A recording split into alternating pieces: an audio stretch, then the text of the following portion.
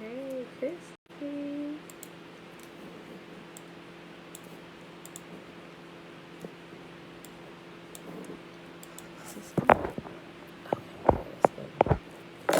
Tina, but Abu, hey, girl. Hey. All that in order. Let's bring this up. Belinda Brown. Hey, Auntie.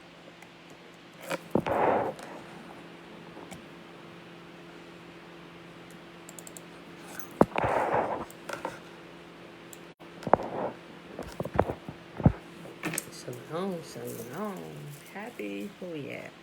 It's a Thursday. It's Thursday.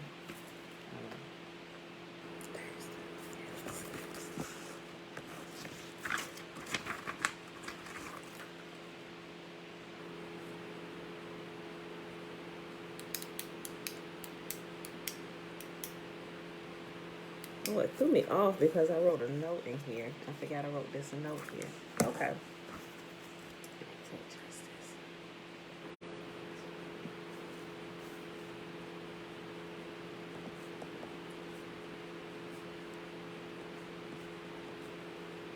I tell y'all what. Let me tell y'all something. Today, Uncle JB, look. Something definitely was wrong with my body yesterday. Divine, hey girl, hey. I feel back to 100% myself today. Clearly something was not right. I'm glad I start paying attention to little small details. Like I said, when that fatigue was like an unnatural fatigue, like, wait, something is wrong. Like I said, because during my fast, I'm not being supervised by a doctor, right, or any kind of medical professional, just basically going off of my own information and my knowledge that I've learned over the years of taking care of my body and healing it myself, through fruits and veggies and all that education that I've gotten, right? So I've learned to kind of listen to little small things that's going on and happening. Yeah, so apparently, like, I wish I had like blood tests or monitors or something so I could actually pinpoint exactly what it is. So, but if it has to do like with the energy, I'm sure it was like potassium or electrolytes or something like that. Because have you ever felt like the fatigue, like it's like you out of breath fatigue, like, oh my gosh, like you can like barely move, like you can like barely catch your breath when you're walking. It was that type of fatigue. I'm like, fasting, even water fasting shouldn't do this to you, right? Yeah, my body had clearly ran out of something. And like I said, because, the woman's monthly cycle, because that happened, I've never like water fasted while I was on my cycle, right? Even when I was doing my 40-day fast, now that I think about it though, that happened to me towards the end of that 40-day fast. I'm gonna need to actually go back and look and check my monthly woman's calendar to see if that's when my cycle came towards the end of my 40-day water fast, right? Because that's when that happened before. I'm almost 100% certain that's what happened then, but it just didn't click to this time. Now, the time before then that I actually did a 40-day water fast, because this is like, yeah, I would say this is my, like, full 40. I say this one that I'm doing now is like my third one, because the very first time I did a 40-day water fast and pretty much got through it most of the way, was when I found out I was pregnant with Bella. And that's when I realized that even water fasting will help to heal even things you got going on in your reproductive system, right? So, and I didn't have any kind of complications with her. When I found out I was pregnant, I was about nearly done with my water fast. Literally, like I was on the last week of my 40-day water fast, the very first one, when I found out I was pregnant, right? So I'm like, oh snap. So I didn't experience that tiredness. I didn't even experience any kind of bad side effects at all.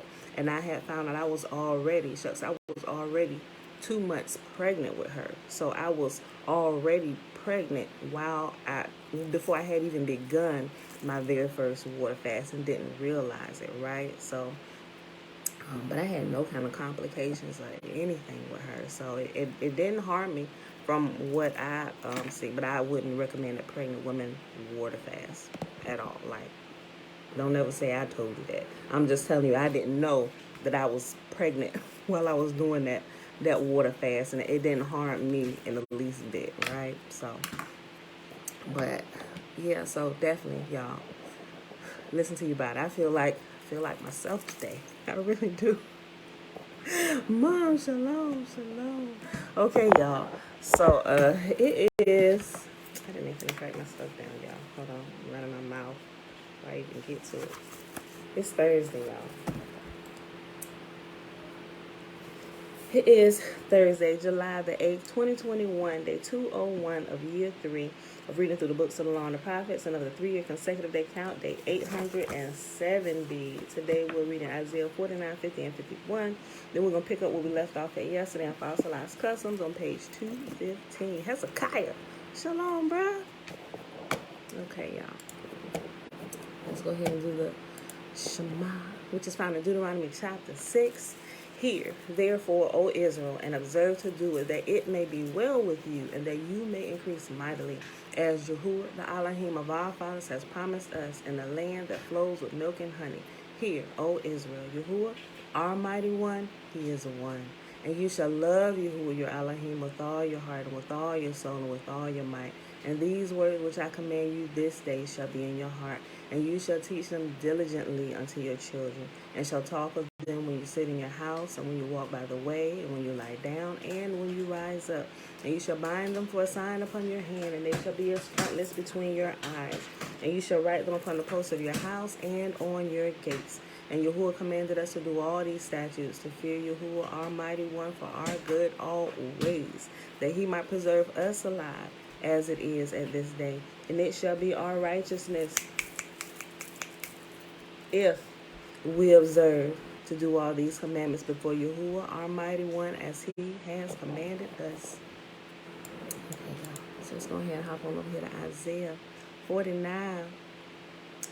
Listen to me, all you in distant lands. Pay attention, you who are far away. Yahuwah called me before my birth. From within the womb he called me by name. He made my words of judgment as sharp as a sword. He has hidden me in the shadow of his hand. I am like a sharp arrow in his quiver. He said to me, you are my servant, Israel, and you will bring me glory. But I replied, but my work seems so useless. I have spent my strength for nothing and to no purpose. Yet I leave it all in Yahuwah's hand. I will trust Yahuwah for my reward. And now Yahuwah speaks, the one who formed me from my mother's womb to be his servant, who commissioned me to bring Israel back to him.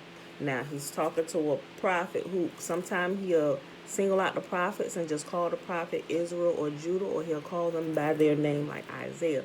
So he was talking to Isaiah, calling Isaiah Israel, saying, I've sent you to my people, Israel, right? So Israel is being sent to Israel. Those grown from Israel will come get the immature of Israel. Hey, brother, sister, wake up. Nikki, hola, hola. All right, so, and now Yahuwah speaks, the one who formed me in my mother's womb to be his servant, who commissioned me to bring Israel back to him. Yahuwah has honored me, and my God has given me strength. He says, you will do more than restore the people of Israel to me. I will make you a light to the Gentiles, and you will bring my salvation to the ends of the earth. Yahuwah, the Redeemer, the Holy One of Israel, says to the one who is despised and rejected by the nations, to the one who is the servant of rulers. Kings will stand at attention when you pass by.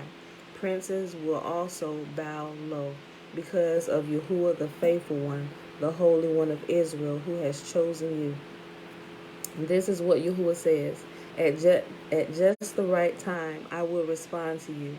On the day of salvation, I will help you.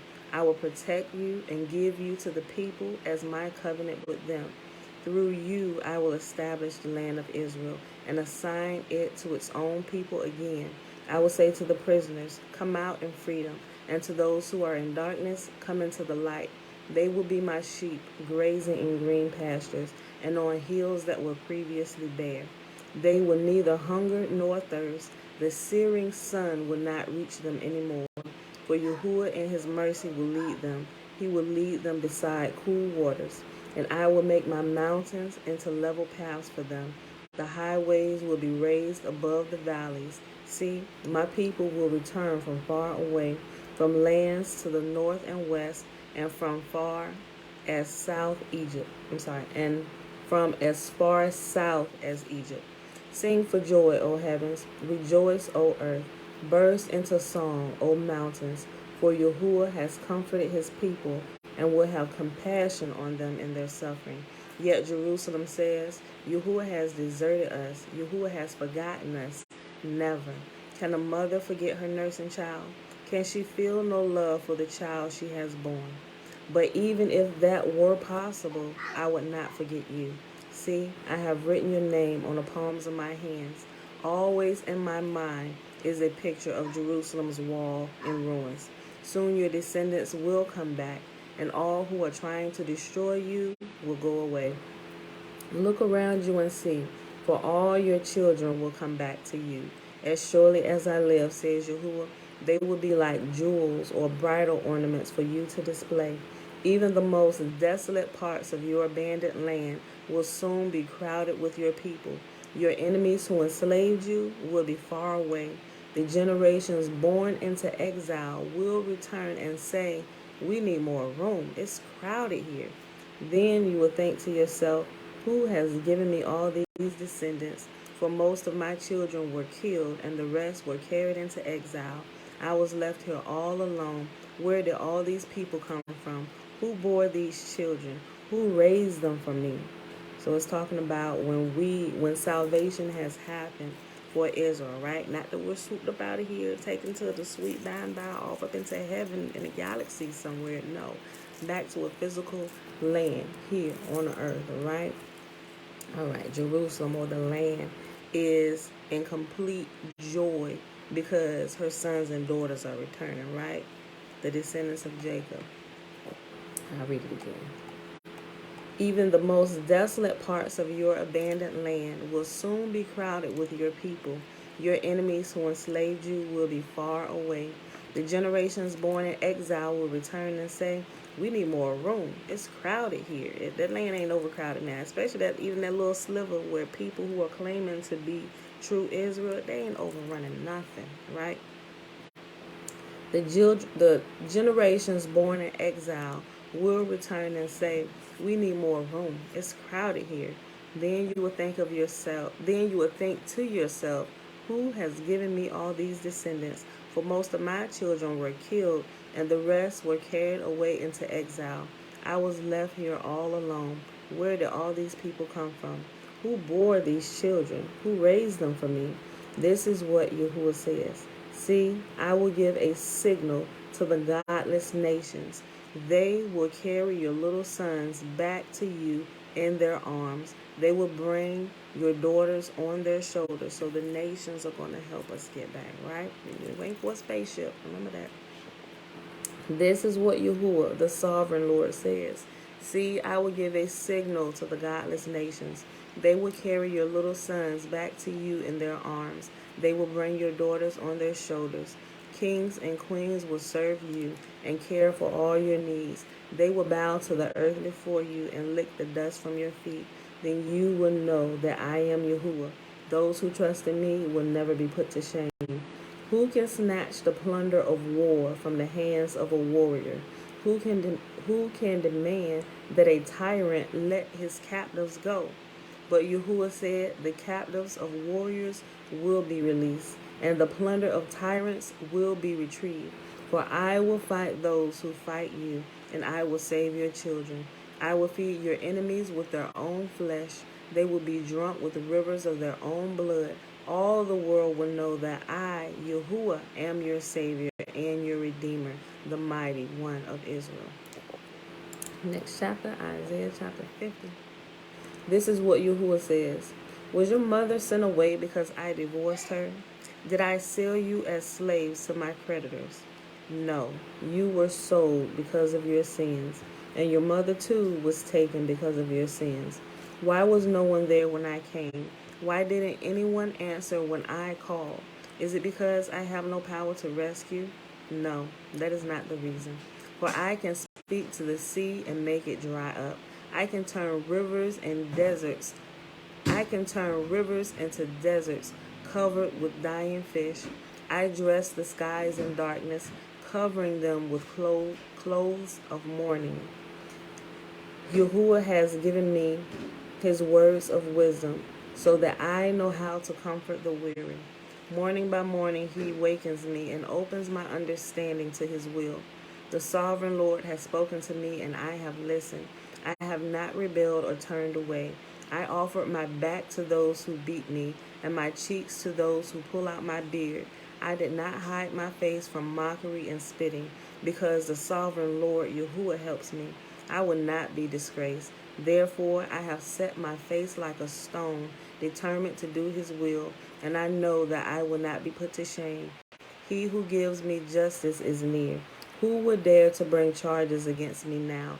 Where are my accusers? Let them appear. See, the sovereign Lord Yahuwah is on my side. Who will declare me guilty? All my enemies will be destroyed, like old clothes that have been eaten by moths. Who among you fears Yahuwah and obeys his servant? If you are walking in darkness without a ray of light, trust in Yahuwah and rely on your God. But watch out, you who live in your own light, and warm yourselves by your own fires. This is the reward you receive from me. You will soon fall down in great torment. Last chapter for today, Isaiah chapter 51.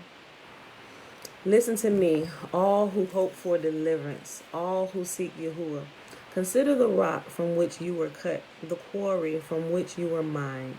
Yes, think about Abraham, your ancestor, and Sarah, who gave birth to your nation. Abraham was only one man when I called him, but when I blessed him, he became a great nation. Yahuwah will comfort Israel again and have pity on her ruins. Her desert will blossom like Eden, her barren wilderness like the garden of Yahuwah. Joy and gladness will be found there. Songs of thanksgiving will fill the air. Listen to me, my people.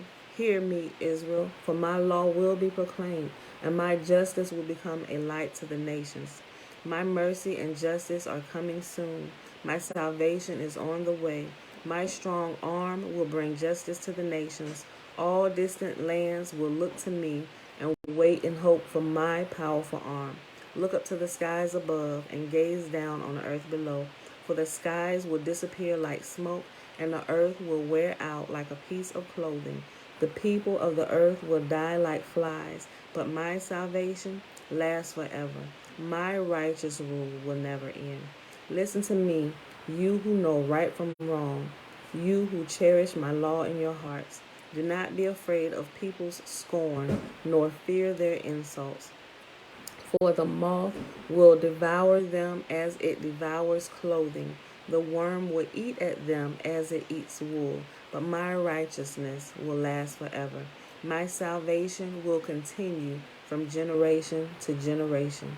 Wake up, O Yahuwah. Clothe yourself with strength. Flex your mighty right arm. Rouse yourself as in the days of old when you slew Egypt, the dragon of the Nile. Are you not the same today? The one who dried up the sea, making a path of escape through the depths so that your people could cross over? Those who have been ransomed by Yahuwah will return. They will enter Jerusalem singing, crowded with everlasting joy. Sorrow and mourning will disappear, and they will be filled with joy and gladness. Yes, I am the one who comforts you. So why are you afraid of mere humans who wither like the grass and disappear?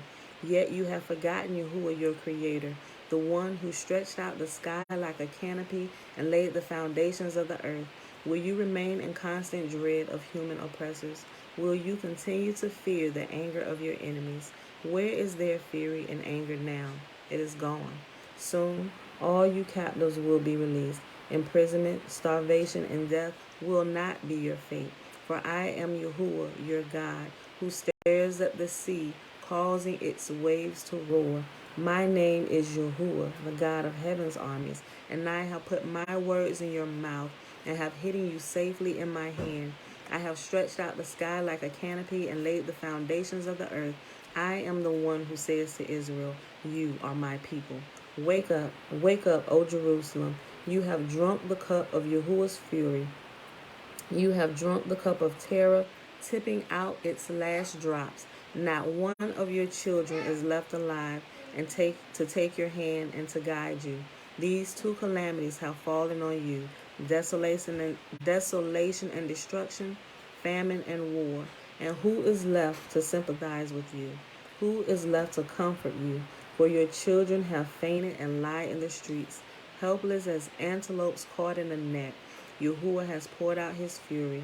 Yahuwah has rebuked them. But now, listen to this, you afflicted ones who sit in a drunken stupor, though not from drinking wine. This is what the sovereign Lord, Yahuwah, your God and defender, says. See, I have taken the terrible cup from your hands, and you will drink no more of my fury. Instead, I will hand that cup to your tormentors, those who said we would trample you into the dust and walk on your backs. And that, my beautiful people, is our reading for today. That was Isaiah 49, 50, and 51. So Yahuwah said he's going to do a flip-flop. And all that has been happening to Israel will begin to happen to Israel's captors. Those ones who has held his people captive, right? And he always does it that way. Okay, so let's pick up where we left off at yesterday. Shatera. Shalom, sis. Okay. So we paused on page 215. Just a little bit before the middle of the page, we stopped at the sentence after that first paragraph with, it is we who have changed, right? Okay. Let's move to the next paragraph.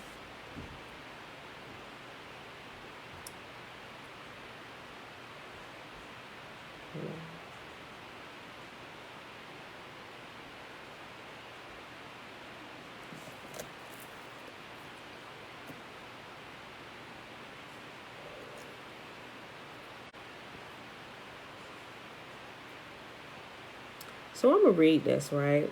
I'm not too sure about this. I have my theories on it about the 1,000-year reign. I'm gonna read it like it says, but I also know where because it's gonna start talking about like the first resurrection, right? And those who are dead come to life. But what I understand, at least as my understanding of today, right? Those who were sleeping in the graves, like when it talks about Ezekiel, like those who were dead rising from their graves, and the bones, the flesh and sinews coming on the bones, and can these bones live again? Yes, they can. Speak to them, son of man, right? And they began to be fully formed with flesh and sinews and stuff, right? Until they were, till he blew breath in them and they came alive, right? So that's my understanding. Like I said, I may not be 100% right, because based on the teachings that you get in the new, well, in the church from the New Testament and what they've done with Revelation, I know Revelation is a compilation of a few different books, and they pull different pieces from different places, and there are some it's a lot of symbolism and stuff there, right? So I'm not sure that the people that's actually in the grave going to come up out of their graves, right, and live again. But from my understanding, it is talking about that generation who is currently alive and who were dead, like dead to who they were, not knowing, like us waking up, we were dead, literally dead in our graves, in the land of our captivity, right? And we began to wake up and rise from those dead graves and begin to understand who we are and return to Yah, right?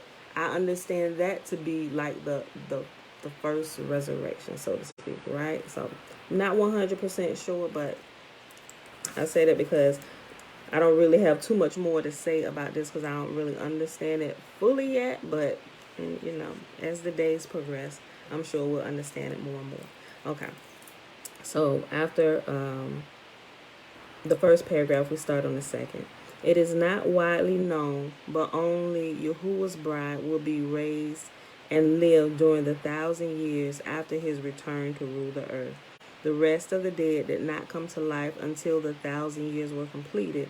This is the first resurrection. And they pulled that from Revelation chapter 20, verses 4 through 6. And he goes on to say, like I said, I'm going to read what he got here. I'm not too sure about it, but I'm going to read it. If anybody has any further understanding, share it with me. Right? Okay. This will possibly occur at midnight due to the passages of the parables referring to watching, a thief in the night, the returning master, two lying in the bed, and the bridegroom coming at the midnight cry. Some believe it will be on the first day of Sukkot or Yom Kippur, the fast. Acts chapter 27, verse 9, making it obvious who those are who are watching or observing his appointments carefully. When he has finished sealing his 144,000 Nazarene with his name, watch out. And this sealing is going on right now. Repent or perish. Inventing new reasons for pagan customs and observances may conceal their character to most mankind. But this is a wake-up call to those lost sheep who hear their shepherd's voice, beckoning them to return to his flock. Now, what I can say, that some things, there is some truth, although it may be all truth, I'm not sure quite yet. But the part right here, it says, making it obvious those who are watching. Those who are watching, if you didn't get it, it's obvious those who are watching, because those who are watching are those who are actually keeping the feast, right? So if something was going to happen, we would be more aware of the time frame where it would happen, because certain things can't happen during certain periods. It's just obvious, like the way different things would happen. Like, so the Sabbath, right? Yahuwah tells us to be in our own places on the Sabbath. So if something was going to happen or was not going to happen, we know who it would happen to and who it would not happen to, right?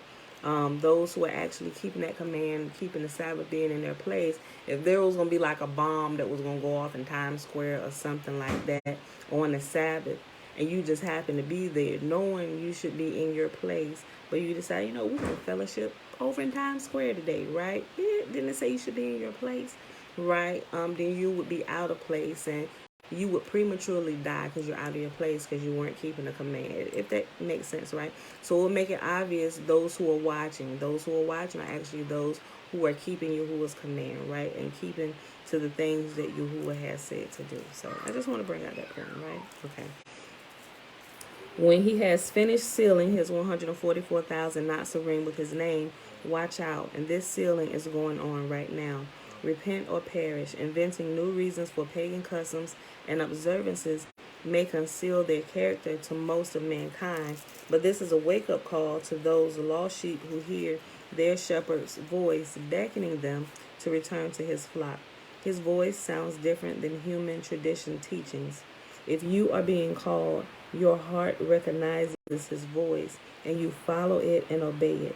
He told us at Hosea chapter 2, verses 16 and 17, that you will call me Ishi, which means my husband, and will no longer call me Bali, which is my Lord. For I will remove the names of the Baals from her mouth, so that they will be mentioned by their names no more. And here's, when I read this, let me take a sip of this, my coconut water, y'all. So, when I read this, like, I kind of, when I first started waking up, I kind of really used to be hard on a lot of people, calling them by the wrong name. I was a little ignorant, right? I probably was a lot ignorant, right? But I wasn't disrespectful with it. But when I came across this and I realized some people will still call Yahuwah by other names until the complete salvation of Israel happens. I realized that when I read this in Hosea, right? Because he said at that time that those who were still calling him by other names, he's going to completely remove all those other names from their mouths, right? Because remember, he commanded us not to even speak names of other gods. They should not even be found upon our lips. We shouldn't say it at all, right? So when you hear me like when I say JC, because that's been known to be a god in the Christian realm, but not Yahuwah. It's two separate people, but people try and mash them together, make them one. Y'all get it, right? I on purpose just kind of shorten the name, right? So everybody know who JC is, right? Without saying it all completely out. So for teaching purposes, sometimes I will say it just in case people may not know, or I'll tell you what I was saying previously before I realized it, just an example or whatever. But now that I know that, I do my best, sometimes I still catch myself like, oh, and I'll just give the initials for it, JC or whatever, because we shouldn't be speaking other guys' names at all, right? We don't bring them any kind of glory whatsoever. We're just going to completely forget your names, just like y'all have taught us to completely forget Yahuwah's name over these many millennia that have passed, right? And we're going to bring your names to ruin, just like you did to us and the true creator of earth. Like taking his name in vain is not just using it in inappropriate ways. It's by not using it at all. Meaning the actual translation of that is you're causing his name to go to ruin, like complete desolation. Like nobody, what was here? Like nobody can find it. What was it, right? So we're going to do the same thing to all the other gods' names. We're going to bring them to complete ruin, complete desolation, devastation. Nobody should be able to find them names again, right? Never, ever. He told us at Hosea chapter 2 verses 16 and 17 that you will call me Ishi, my husband, and will no longer call me Bali, my Lord. For I will remove the names of the Baals from her mouth, so that they will be mentioned by their names no more. So when I realized that Yahuwah said at that time, those who were still calling me by those names, I'm going to clean them up. You ain't got to worry about it. I'm going to completely remove them. So I started easing up on people a lot. So if I hear them say the wrong, I'm like, I just keep on talking like I ain't hear it, right? It'll keep my sanity intact, right? Everybody has their own rate of growth, and now I understand that. I know that. So I'm learning to be patient with myself and with others. Many will someday know his name, take his name, and realize that we are his wife, and stop the my Lord nonsense. How did he know? He dwells in infinity, and the future and the past are all before his eyes. The knowledge of the truth has been kept from us because the adversary has kept us from learning the truth from his. The knowledge of the truth has been kept from us because the adversary has kept us from learning the truth from his masquerading messengers of light.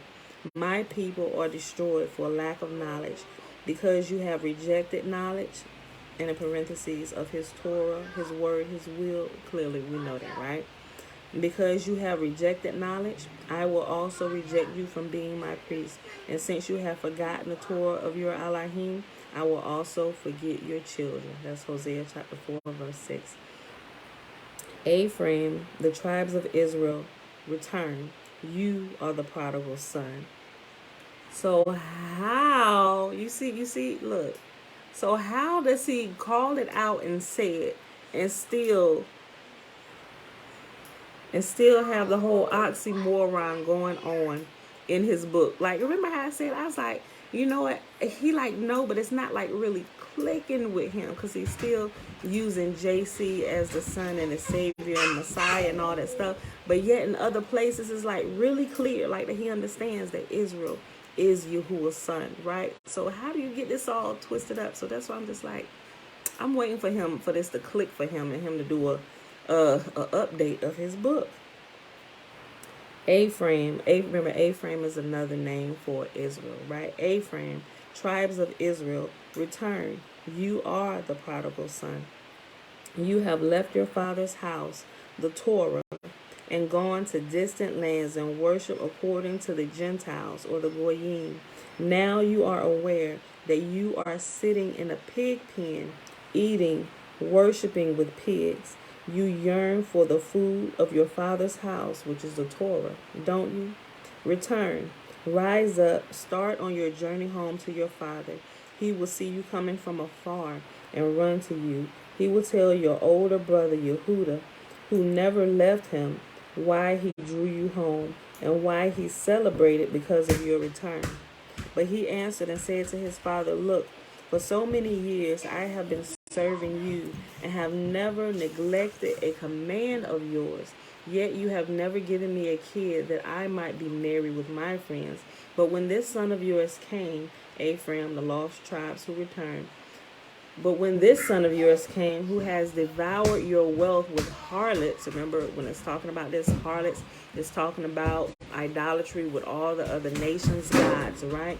Not actual like adultery with women, but that is and was and still is happening, because when you commit idolatry in the spiritual realm, you also are known to commit idolatry and adultery here on the physical plane. Like you're literally acting it out in physical form with men and women, right? Because you have found not to be faithful to Yahuwah, right? It's just, I don't know, this just how it goes, right? It's just how it goes. Tiffany said, sounds like he believes in oneness. The doctrine is pretty convincing. I walked in it for years. Okay. I ain't never heard the doctrine of oneness. Sit down. Is that different from us believing in Yahuwah alone? I don't know. Doctrine of oneness. I ain't never heard of that, Tiffany. But he's still mixing stuff though. How is that oneness? Okay, I'll come back to it. Answer and I'll come back to it. Hold on. Hey, chill, Bella.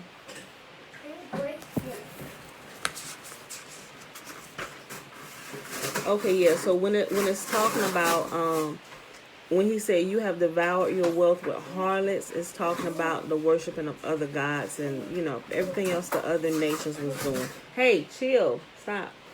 I'm sorry. But when this son of yours came, don't do that. Take that and sit it up there, Bella. You're making too much noise.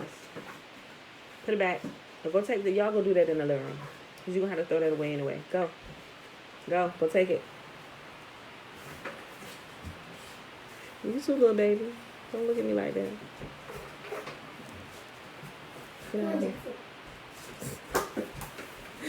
But when this son of yours came, Ephraim, the lost tribes, who returned, who has devoured your wealth with harlots, false idols, pagan customs, you killed the fattened calf for him. And he said to him, my child, you have always been with me, and all that is mine is yours. But we had to be merry and rejoice. For this brother of yours was dead, and is now alive, and was lost, and has been found. Luke chapter 15, verses 29 through 32. And you didn't suspect you'd ever see yourself written about in scripture, did you? Tiffany said, apostolics believe Yah manifested himself in flesh, but he is still one just represented in a fleshly body, JC. Yeah, okay, so I had never heard the term oneness, but clearly I understand what that is, because that's what the church is teaching. Well, you got different ones. Like you have, it's a bunch of hogwash all together. Because we know Yahuwah, and like I said, this sounds like complete blasphemy to some people when I say this. I gotta say this because I lose subscribers every time I say it. Not that I care that I lose subscribers. I mean, I care that people hear the truth, right? I really do, and they understand the truth.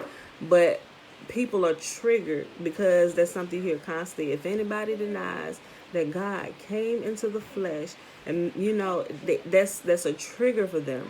And it seems like every Christian has that trigger, because that's something that out of all the things, that is one of the things that's pushed.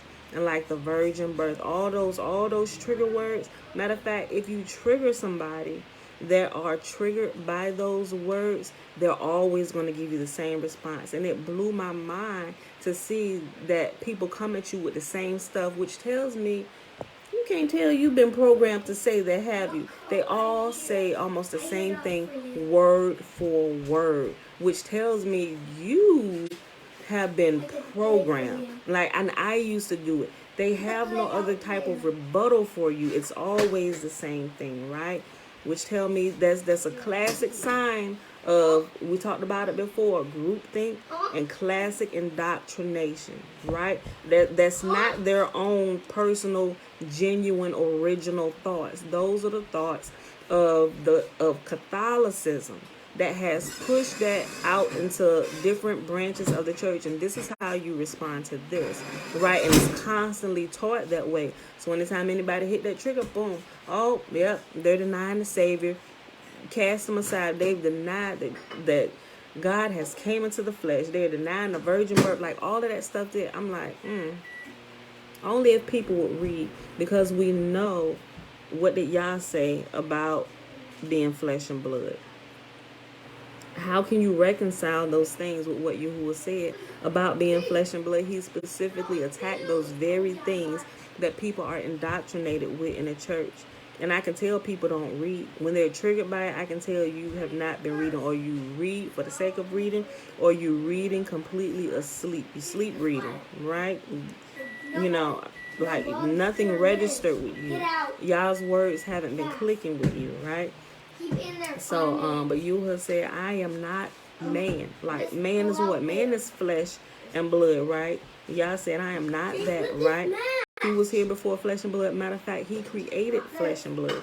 He does not lock himself into our realm. He can already communicate with our realm. He has been doing it very successfully before he even created us. And it was working quite well the way he set it up, right? So why at a certain point, if he can see the end from the beginning, why at all this time when he did all these miraculous things and he was chastising his people, why did he think it was needful?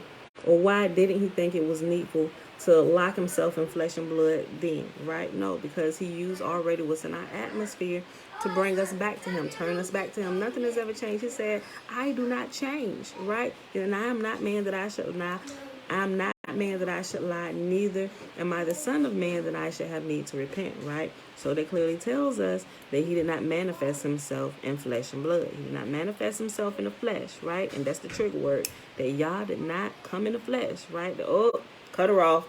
Like, and a lot of people, they were like, yep, I lost him there again. After I just explained it and gave you the references, the scriptures, I didn't give you the actual reference word like Genesis or whatever. You can go find that, but you can take what I said and put it in Google, and it'll give you the scripture reference where you can go to, right? Just go look it up, right? I'm just saying, hey guys, you just do your own due diligence, right? And stop being puppeted around, because a lot of people are still puppeted. Those thoughts that they're having, even the negative thoughts that I know some people have against me for saying some things and saying I've gone off the deep end or whatever, I realize it's a lot of people that says that about different people who begin to speak the truth. And what, like I said, what blows my mind is they all say the same thing. Like, did y'all have a meeting to say this is what we're going to say about people like this? No, they didn't. It's indoctrination. It's been given to them through the teachings from the church, right? They already know to say it. It's crazy how it happens. Go test that with, like, seriously, go test that and see, and write down the responses, like record them with your phone and then listen to all of them and see if they're not saying the same thing. They are all saying the same thing, and that should make you pause and think about some stuff. Wait a minute. Y'all all got the same, almost exact rebuttal, almost word for word. Something's wrong. Something's wrong. You have been taught to say that. You have been programmed to say that about people who are trying to wake you up, right? No, call them the Antichrist. Don't, it's trying to get you completely not looking in our direction. Nope, they are the Antichrist. They're denying the Savior. So now that I understand that, I can be patient with people. I ain't chopping their head off. I ain't hollering at them because I know you've been programmed, right? Your matrix program hasn't been broken yet, right? But I'm gonna keep prodding away at this. Maybe you'll see some light. Maybe the light of day, right? Maybe. If not here, maybe somewhere else down the road with somebody else. But I've watered you a little bit. Hold on. But when this son of yours came, Ephraim, the lost tribes who returned, who has devoured your wealth with harlots, which are false idols and pagan customs, you've killed the fattened calf for him. And he said to him, my child, you have always been with me, and all that is mine is yours. But we had to be merry and rejoice, for this brother of yours was dead and is now alive, and was lost and has been found. Luke chapter 15. Verses 29 through 32. And a lot of times you can see the different references, just like earlier when I was talking about those who were dead will rise, when it was talking about the 1,000-year reign. That's why I say I'm not necessarily sure that that means actually those that are dead in the grave are going to rise. It's those who are on the earth that are walking like zombies, completely asleep. Those who come to the realization and wake up to the truth. People who are walking around ignorant and zombie and indoctrination, they are dead. Those are considered the dead, literally the walking dead or the living dead, right?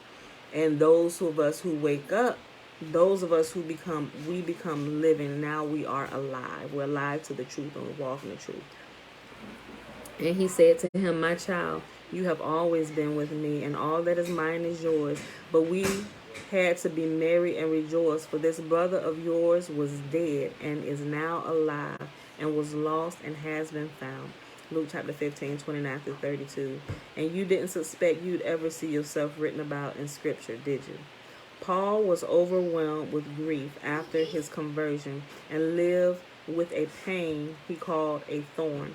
Most likely this thorn was the daily knowledge that he had hunted down Nazarene and caused them to be put to death because they pronounced the name. What else could be worse? Bad eyesight? He then spent the rest of his life in the he spent the rest of his life in the flesh, spreading the name and the message of the reign of Yahuwah. All right, this next section is called A Sabbath's Distance. First, let me say that meeting together with other saints is very important for edification. This little study brings up points on how we have been used in a power play by ravenous wolves who have enslaved our mind with deceptions. There is not a specific Sabbath distance in the Torah as a commandment to keep. However, we are specifically told to stay in our place on Sabbath. Exodus chapter 16, 29. This means your vicinity. Consider that we're not to ride on our animal because the commandment says not to make our animals work in any way. The providing of the manna in the wilderness was used to teach Israel how to observe Sabbath, which they had not done during their 430-year captivity in Egypt, or Mitzrayim. Manna is Hebrew, meaning what is it? Concerning the gathering of manna, the camps of Israel had to walk some distance away to find enough to eat for the day. It wasn't just lying around a few feet from their tents or their sukkahs. Look closely at this passage. See, Yahuwah has given you the Sabbath. Therefore, he gives you bread for 2 days on the 6th. Remain every man in his place. Let no man go out of his place on the 7th day. Exodus chapter 16, 29. This text spells out the fact that there is no reason for us to have to go anywhere on a Sabbath. Neither is there any command for everyone gathering to hear Torah every week. Although the English word convocation is used in reference to weekly and certain annual Sabbaths, the Hebrew word is mikra. And the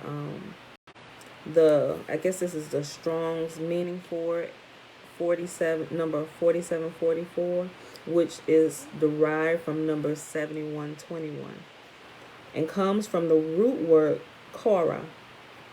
Number 7121 means to call, announce, or to proclaim. This root has no use or meaning of gathering together whatsoever. It can mean cry, shout, dictate, or call. A gathering or council is the Hebrew word sod, and you can find that in the Hebrew strong. Yeah. And if you have a Strong's, it's like Strong's numbers, right, in the concordance. If you ever use that or use the online one, when I say the numbers, you know what I'm talking about, because you can just put that number in, and sod is found in 5475, and it'll bring up everything about it. The Hebrew definition is etymology and the English translation. A gathering or council is the Hebrew word sod, S-O-D, and that's number 5475. To assemble is the Hebrew word kabatz, number 6908.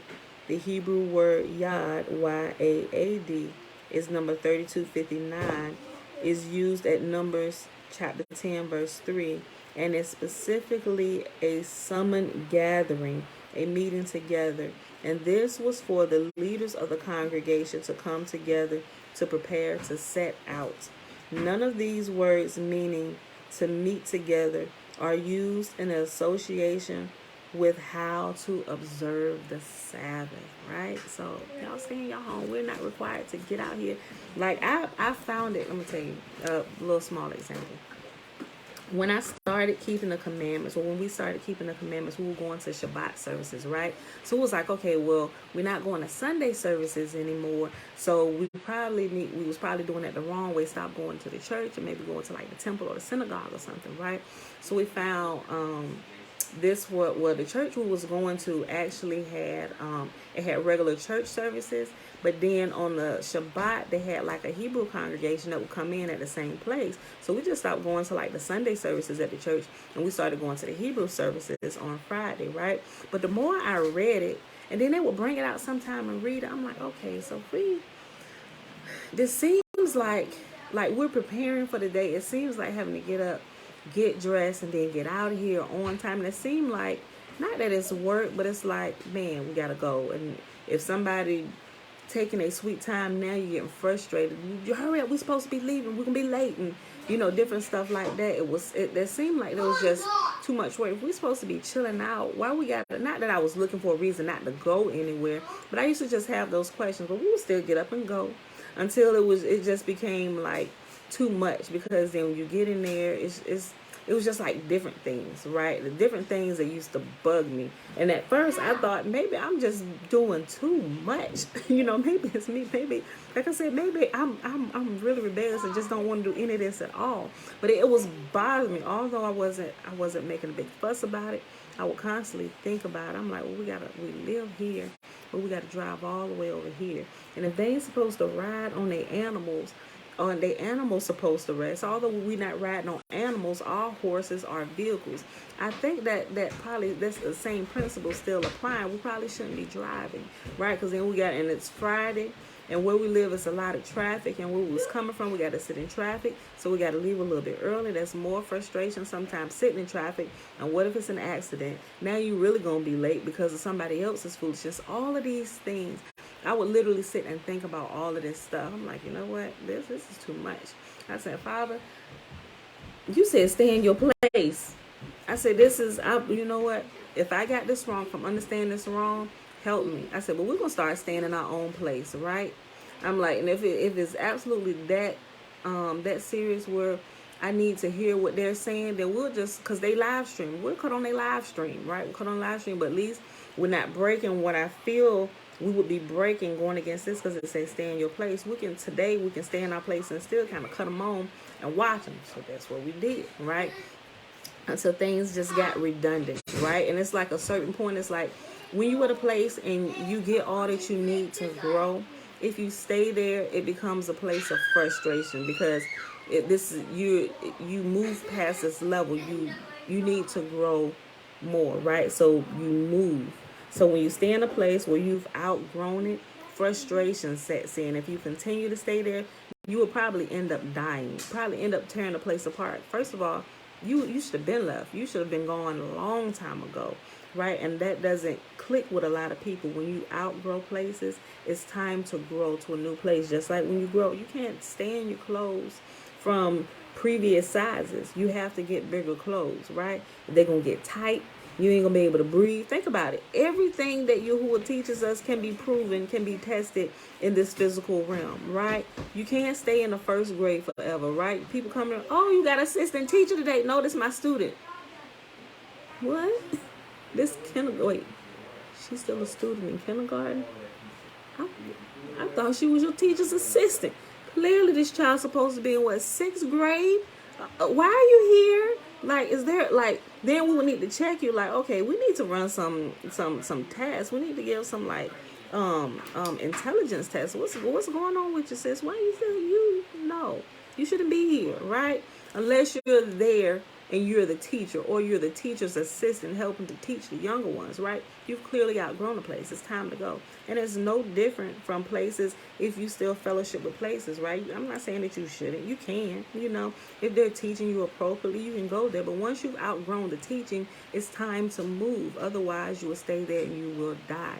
It will become a place of, the place that once nurtured you will now become a place of frustration and death for you. That's why people have to move, right? And I began to understand that over the course of my life, where when we outgrow certain things, who would just kind of move us along. And sometimes we kind of like, oh man, we really like this place, and why should we go? But then when we stay out, we like overstay our welcome, so to speak.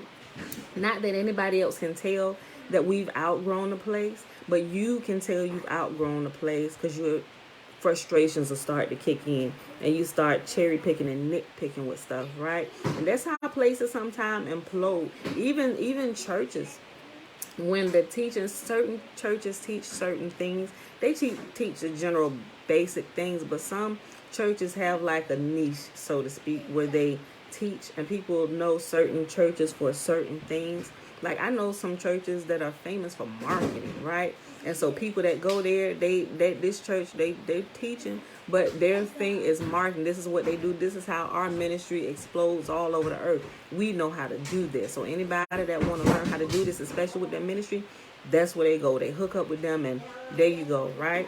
But when you outgrow a place, it's time to go to the next. It's time to go to the next grade, y'all. You got to graduate. Otherwise, it's just going to lead to death for you. Frustration is like, then your life going to become woe is me. And they're not wrong. You're wrong because you should have been left, right? Okay. Listen. The Hebrew word yad, number 3259, is used at Numbers chapter 10, verse 3, and is specifically a summer gathering, a meeting together, and this was used for leaders of the congregation to come together to prepare to set out. None of these words mean to meet together are used in association with how we observe the Sabbath, right? Which is why a lot of frustration kicks in, because we were not required to all meet together. This was strictly a leadership thing, right? And so when we go back and we do the proper etymology of different words, we'll realize, oh, we need to congregate together. We stay in our own place, do this with our family, within our own vicinity, within our own home, right? What they were talking about later on, they actually used the word where we all need to meet up together. Come on, we need to muster, right? But that was specifically for the leaders so they can get the information. All right, now let's set out. It's time to move out, lead the people here, or whether they going out by themselves, right? It's good sometimes to do some light research. It'll save us a lot of frustration. None of these words meaning to meet together are used in association with how to observe the Sabbath.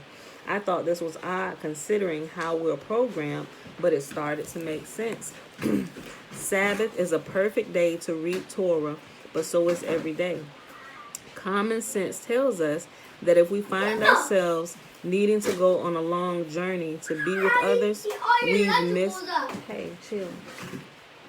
Common sense tells us... Bella, close it. You can see it. Common sense tells us that if we find ourselves needing to go on a long journey to be with others, we've missed the point of the day of rest. The command is to have a mikra kodesh, a set apart proclaiming to rest is what to be. Hold on.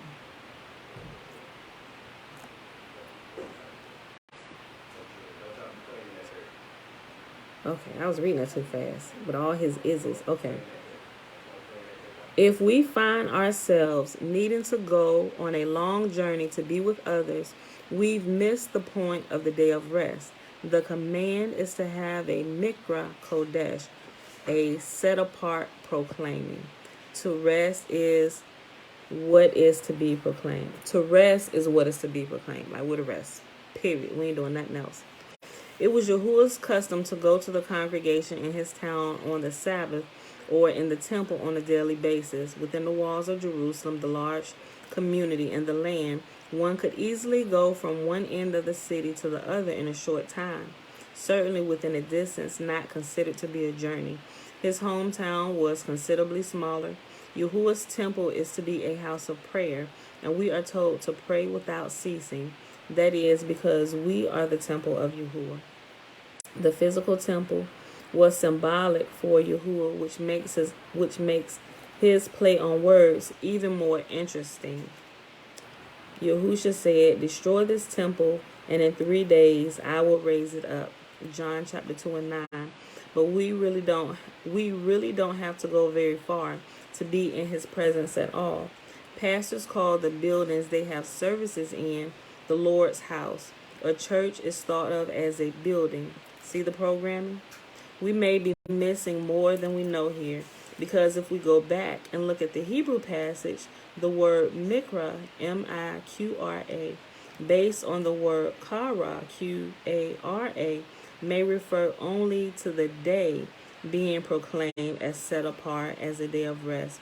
So a set apart convocation might simply mean Kodesh proclamation, not assembly at all. We've forced the word mikra to mean only assembly, but the Hebrew words for assembly are kahal, Q-A-H-A-L, Edah, E-D-A-H, Knesset, K-N-E-S-S-E-T, Sod, S-O-D, or the summoned gathering, Yad, Y-A-A-D. Moed, M-O-E-D, is the Hebrew word for appointment or set time. It can also mean a set-apart place. It is translated assembly twice out of over 200 uses. Translators bend words this way all the time. We never find the literal Hebrew words for assembly, kahal, knesset, edah, yad, or sod, used in conjunction with the proper way to observe Sabbath. That's a whole point of deliverance for a lot of people right there, right? You can do all this, can stop doing all this extra stuff and just observe the Sabbath like Yahuwah said. Like us on Sabbath, what we do?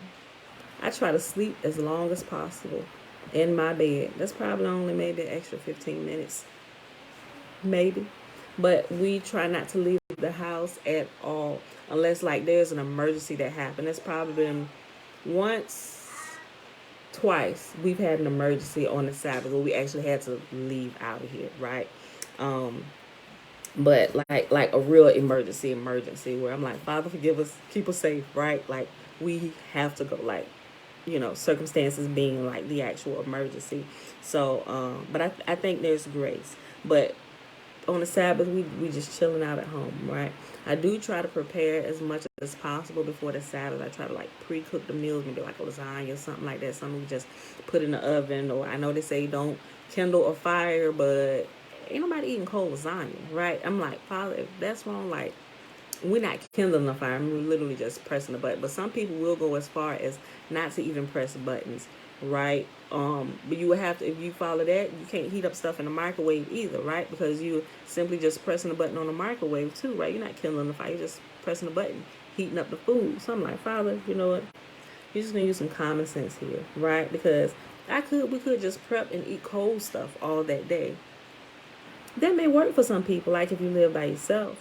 But if you have sometimes that just doesn't work, right? So we're gonna heat this up some way.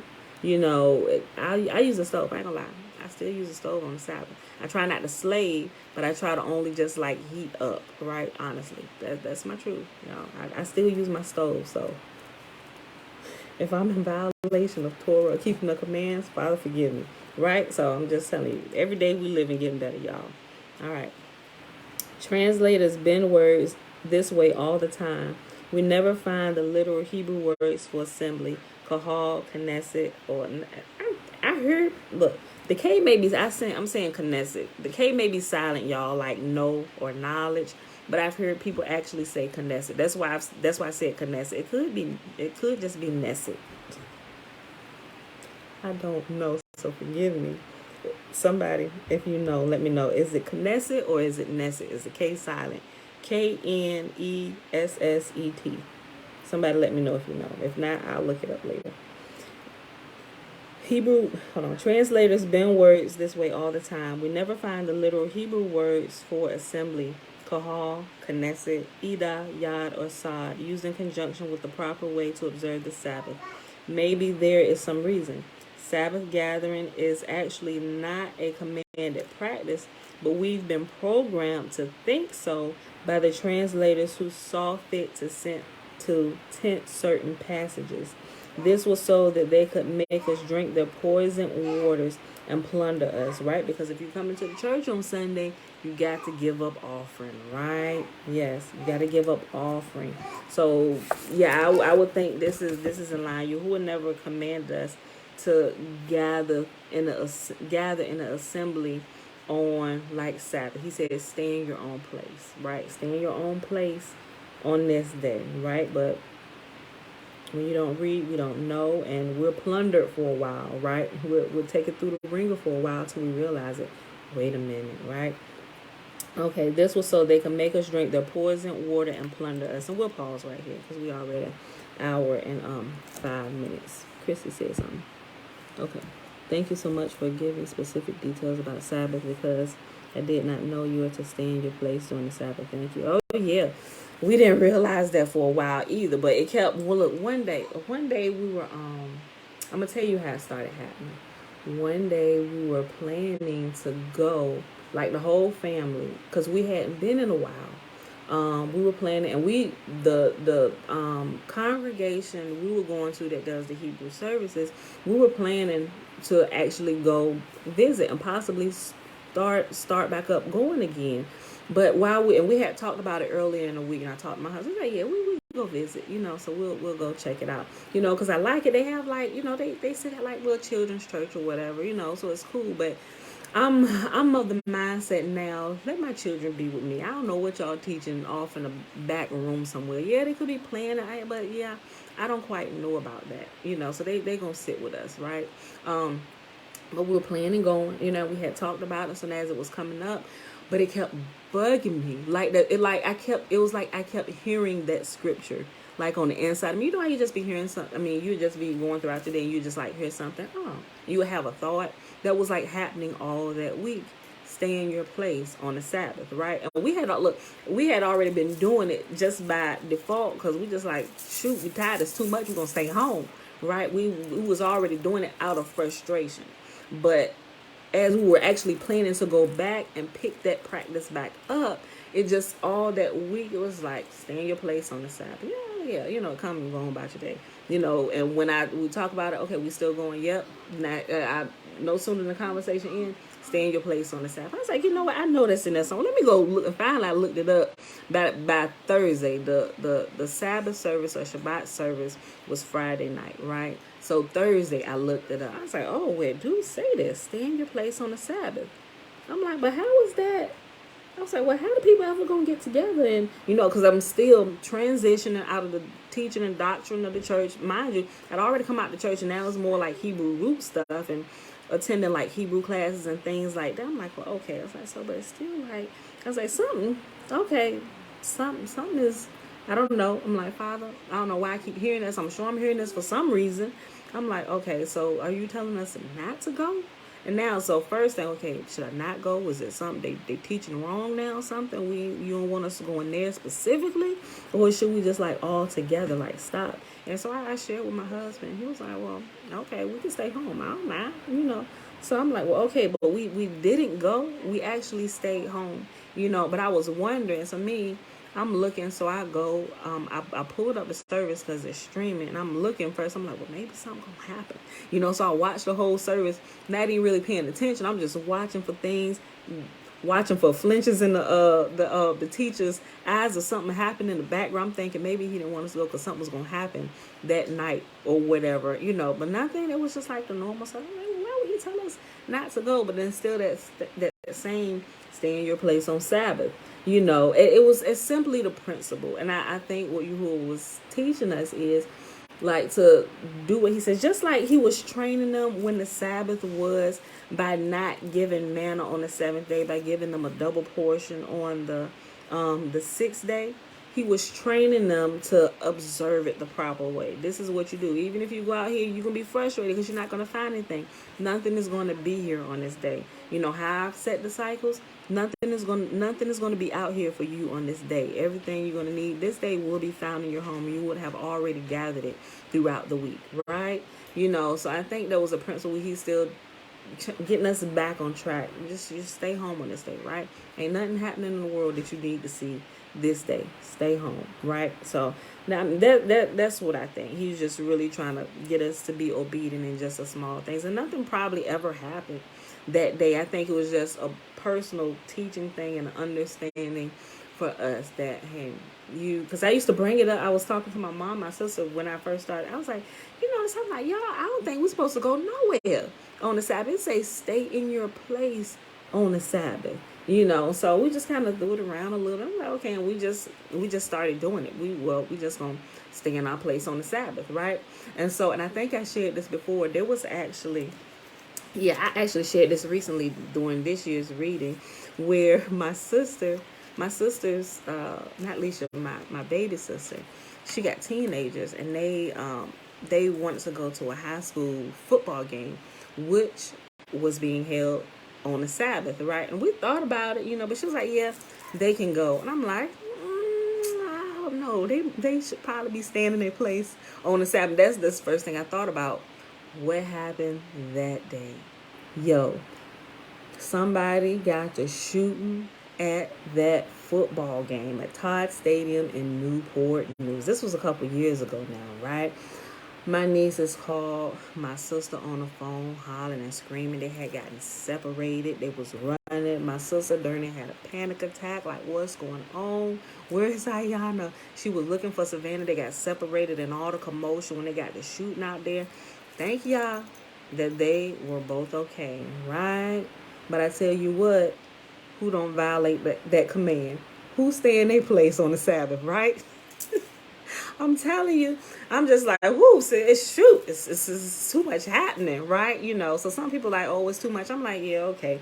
Well, ain't nothing wrong with staying in the house, resting all day long. And we just happen to do it on the day Yahuwah say do it, right? And that's why we take great strides in actually locating the actual day of the true Sabbath. And when we was like, wait a minute, we think the Sabbath is actually rotating. Not rotating from Yahuwah's standpoint, but from the Gregorian calendar standpoint, it will have to rotate. If Yahuwah's calendar is fixed, right, and it doesn't move, but the Gregorian calendar moves, right, in order to keep it fixed on Yahuwah's calendar, like if the Sabbath is here, and if we're no longer looking at this, but we can identify this by certain days on this and moon cycles, whenever we get to here, we need to adjust over here to make sure we stay here, right? To make sure we always keep it on this day when it gets here on Yahuwah's calendar. So, but here, it can fall on any of these days. So whatever day it falls on here, it needs to match up with the day that it falls on here to make sure we're keeping it on the exact day, right? So that's why I'm a little, I ain't gonna say anal, but I try to be very tedious and make sure we're getting it right? Because I don't want to get the Sabbath days wrong. And actually, when you actually line up on the Sabbath days, the rest is different on that day. Like, I don't know, it's like a rest sent down from heaven above. That's the best way I can explain that. Like, it's different from other days of rest. Like, you're really like refreshed, and I don't know, if you're actually just keeping it, just cast all care away and just rest, sleep that day. Like, so that's what I try to do. I just try to be as simple as possible and just keep it like, say, all right, stay in your house, we're gonna stay in the house. Whatever we're gonna do it here inside our own house today, right? And I just try to keep things simple, so it's not try to create extra commands and burdens. It's unnecessary, right? Okay. So with that being said, y'all, tomorrow is the Sabbath, and we are looking for the new moon the next month, which we will be entering into the 5th month of this year. So we will be looking for that this Saturday, right? It should show, like I said, I kind of pre-calculated, but I learned, even though I got my pre-calculations, I still need to be watching because of that one time where it tripped me up. It didn't just trip me up. I could tell a lot of people were relying on digital. Wait a minute, we didn't see it. And I started seeing all the commotion. Wait, nobody saw it? Yeah. Everybody had gotten lazy and relying on technology. Technology is great, right? But it can be flawed because technology is programmed by flawed beings, right? You're only gonna get out what you put in. If you put it in wrong, you're gonna get out wrong input, right? So we gotta still physically watch and make sure our data is correct, right? And we're just as needed. So y'all, it is Thursday, July the 8th, 2021, day 201 of year 3, reading through the books of the Law and the Prophets, another 3-year consecutive day count, day 870. Guys, we read Isaiah 49, 50, and 51. We read Fossilized Customs, page 215, all the way to page 217. I hope you all enjoyed the reading today. So let's go ahead and do the blessing, which is found Numbers chapter 6, verses 22 through 27. Remember the first 21 verses? Is an Nazarite thou? Man or woman can take it. And Yahuwah spake unto Moses, saying, Speak unto Aaron and unto his sons, saying, On this wise ye shall bless the children of Israel, saying unto them, May Yahuwah bless us and keep us. May Yahuwah make his face to shine upon us and be gracious unto us. May Yahuwah lift up his countenance upon us and give us peace. And they shall put my name upon the children of Israel, and I will bless them. All right, beautiful people, I did not see any questions or anything here today. Thanks for hanging out, and I will see y'all back here. Friday. No. Yeah, tomorrow's the Sabbath. I'll see y'all back here Saturday, 7:30. Where did this week go? I'll see y'all back here Saturday, 7:30 a.m. Eastern Standard Time. Peace.